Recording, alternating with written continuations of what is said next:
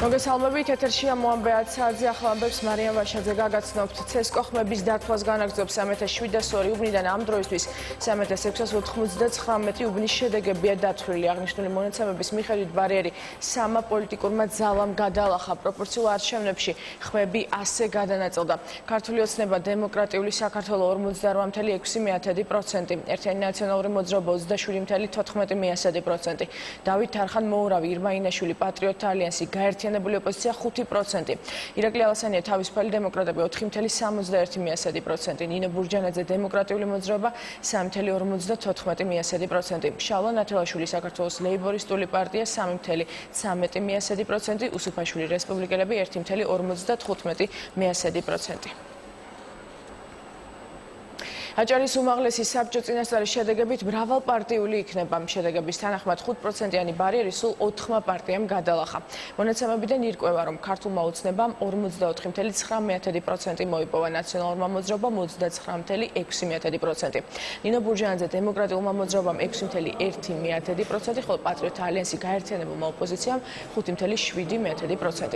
უსკოს თავმჯდომარის განცხადებით, ბათუმის 6-ვე ოლქში მაჟორიტარი დეპუტატობის კანდიდატებისთვის მეორე ტური გაიმართება, რადგან 50%-იანი ბარიერი ვერც ერთმა მათგანმა ვერ გადალახა. საბოლოო შედეგების გამოცხადების შემდეგ პარტიები პროპორციული სისტემით 15 ადგილს გადაინაწილებენ, დარჩენილ 6 კი მაჟორიტარები. საარჩევნო ბლოკი ნინო ბურჯანაძე დემოკრატიული მოძრაობა 6.8%, ერთიანი ნაციონალური მოძრაობა 29.63%, დავით თარხან-მოურავი, ირმა ინაშვილი, საქართველოს პატრიოტთა ალიანსი 5.71% და ქართული ოცნება დემოკრატიული საქართველო 44.91%. არჩევნებში მონაწილეობა მიიღო 162.144 მომხრეებმა, რაც აჭარაში რეგისტრირებული საქართველოს მოქალაქეების საარჩევნო კორპუსის 52.95% შეადგენს. ხარაგაულის რაიონის სოფელ უბისას ერთ-ერთ საარჩევნო უბნის კომისიის წევრი ნაციონალური მოძრაობიდან სოფლის წმუნებულს ფიზიკურ ზეწოლაში ადანაშაულებს. დავით მახათაძის განმარტებით წმუნებული 4 პირთან ერთად მას ჯერ სიტყვერა დაუპირისპირდა, მოგვიანებით კი 20 ადამიანის დახლებით მისი ოჯახის წევრებს ცემა. მახათაძე და მისი ოჯახი გვიანღამით პოლიციაში დაკითხვაზე იმყოფებოდნენ. მოვიდა წმუნებული სოფლის მოადგილეები, სახელგვარები მალვაკაძე ვალერი, სებესკვერაძე მალხაზი, ტყემალაძე გია და მე-4 უცნობი იყო. ამერიკაშვილმა რომ ისინი წეხან ვინც იყო რომ მევიდენ და ვიღაცა მეიყვანეს მაგალითად კიდე მევიდენ ու გაგულახესო ჩემი ზმა გალახესო გოგო მეც გამარტყესო ძალსაცო და იქნება უცოდა მალე მოხვიდეო მითხეს პოლიციას დამხდა მე უგოდე სიტუაცია დამხდა ისინი არ მინახი არავინ არ იყო იქ არცაკარი.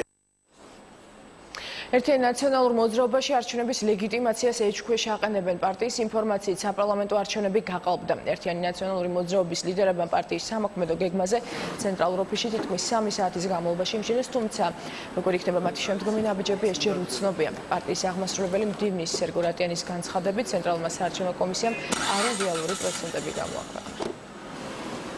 უამრავი ინფორმაცია მოდის იმასთან დაკავშირებით, თუ როგორ ყალბდებოდა არჩევნები, როგორ მოხდა ამომრჩევლის ნების ლეგიტიმაციის ფაქტობრივად უგულებელყოფა და ეს არჩევნები ლეგიტიმურად ფაქტობრივად ვერ ჩაითვლება. გამოაცხადა CSKOM დაწერილი პროცენტები, რომელიც პირდაპირ შესთავაზა ივანიშვილმა.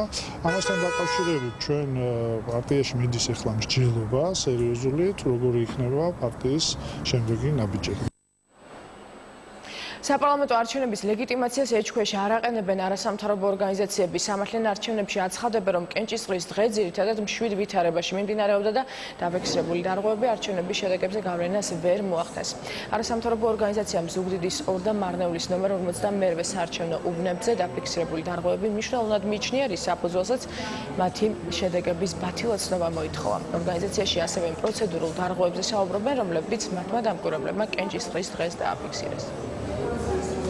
აბსოლუტურ უმრავლესობაში საარჩევნო უბნებისა სერიოზული პროცედურული დარღვევები საერთოდ არ ყოფილა, რაც ნიშნავს იმას, რომ საერთო ჯამში ამან შეუძლებელია მიაყენოს დარტყმა არჩევნების მთლიანობაში ლეგიტიმაციას. CSKO ძალიან ახლოს არის ჩვენ ხმების პარალელურ დათვლილ შედეგებთან. ეს ჩვენი ცდომილების ზღვარში ჯდება CSKO-s მონაცემები, რაც ნიშნავს იმას, რომ ჯერჯერობით ჩვენ არ გვაქვს რაიმე საფუძველი ვივარაუდოთ, რომ პროცესი ხმის დათვლის პროცესში სერიოზული ხარვეზები იყო.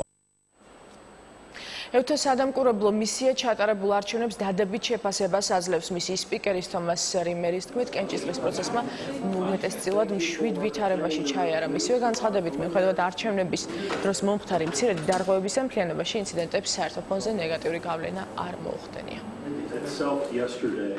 მინდა ვთქვა, რომ არჩევნებზე დაკვირვების დიდი გამოცდილება გვაქვს. თქვენ შემთხვევაში ვაკვირდებოდით როგორც წინა საარჩევნო პერიოდს, ასევე უშუალოდ მიმდინარეობის პროცესსაც. შეგვიძლია ვთქვათ, რომ არჩევნება თქვენს ქვეყანაში მშვიდ ვითარებაში ჩაიარა. მიუხედავად მცირედი დარღვევებისა, ადამიანის უფლებები არც ერთ შემთხვევაში არ დარღვეულა.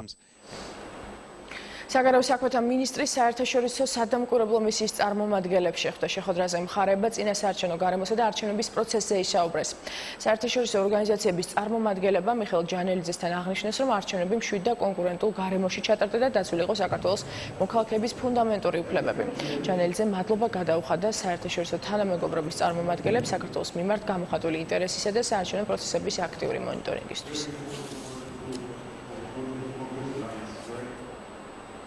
საარჩევნო პროცესი დასრულების შემდეგ ახლადარჩეულ პარლამენტთან და მთავრობასთან თანამშრომლობის ზადყოფნას გამოთქვამს ევროკავშირი. ჩვენ ყურადღებით ვაკვირდებოდით პროცესს, მათ შორის ხმების ოფიციალური დათმის წინასწარ შედეგებს.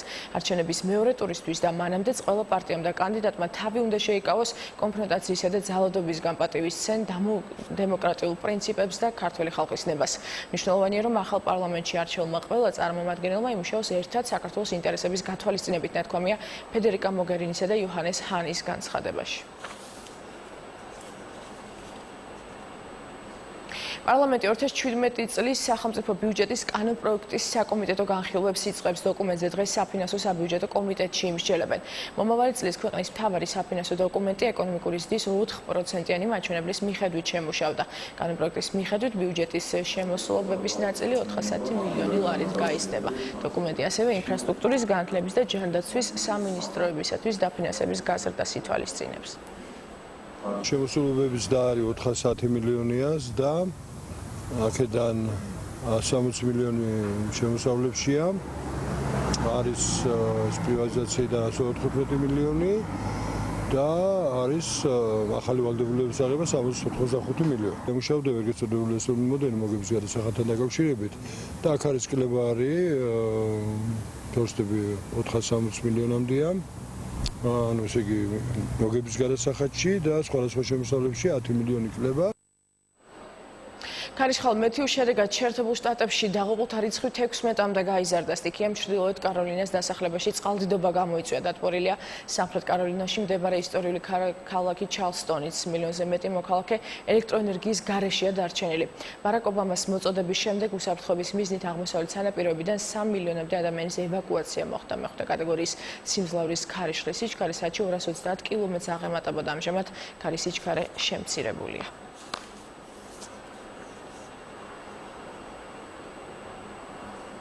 შეერთებულ შტატებში პრეზიდენტობის კანდიდატებს შორის მეორე ტელედებატები გაიმართა. ჰილარი კლინტონმა განაცხადა, რომ რუსეთის სამხედრო ჩართულობა სირიაში ასადის მოწინააღმდეგეების განადგურებისკენ მიმართული და არა ეგრეთ წოდებული ისლამური სახელმწიფოს.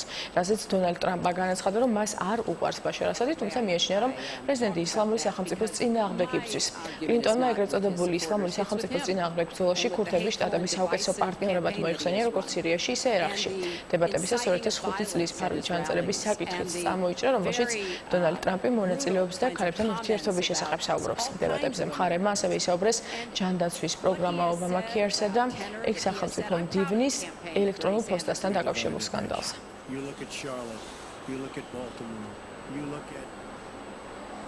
იემენის დედაქალაქში ათასობით მოქალაქე გაეროს შენობასთან ავიაიერიშის დასაქმობად გამოვიდა. მოქალაქეები გაეროს წარმომადგენლებს შაბათ საუდის არაბეთის ხელმძღვანელობით მოქმედ კოალიციის მიერ განხორციელებული იერიშების გამოძიებას თხოვენ, რის შედეგადაც დაიღუპა სულ მცირე 140 და დაშავდა 500-ზე მეტი ადამიანი. საუდის არაბეთი იერიშის განხორციელებას უარყოფს. მომხდარი დაგმო გაეროს გემდივანმა შეერთებული შტატები კი საუდის არაბეთს დახმარების შემცირებით დაემუქრა.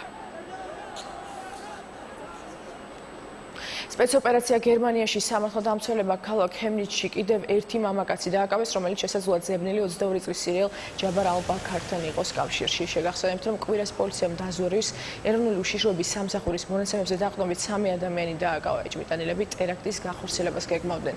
მათ საცხოვრებელ სახლში ჩატარებული ჩხრეკის შედეგად სამართალდამცველებმა ასაფეთქებელი მოწყობილობა აღმოაჩინეს. თუმცა მთავარი ეჭვმიტანილი 22 წლის სირიელი მამაკაცი ბინაში არ აღმოჩნდა. მოგვიანებით სამართალდამცველებმა მისი ფოტო გაავრცელეს თუ სად გეგმავდნენ ეჭვმიტანილები ასაფეთქებელი მოწყობილობის ამოქმედებას. ამ დროისთვის უცნობია. საქართველოს ეროვნულმა ნაკრებმა მსოფლიოს 2018 წლის ჩემპიონატის შესარჩევ ჯგუფში მესამე მატჩი სტუმრად უელსის ნაკრებთან ფრედ 1-1 დაასრულა და პირველი ქულაც მოიპოვა. მოწინააღმდეგე ნაკრებმა გოლი მე-10 წუთზე გაიტანა, ანგარიში მეორე ტაიმში თორნიკე ოქრიაშვილმა გაათანაბრა. ვლადიმერ ვაისის გუნდმა მიმდინარე შესარჩევში პირველი ქულა მოიპოვა, მომდევნო მატჩს კი 12 ნოემბერს თბილისში მოლდოვის ნაკრებთან ჩაატარებს.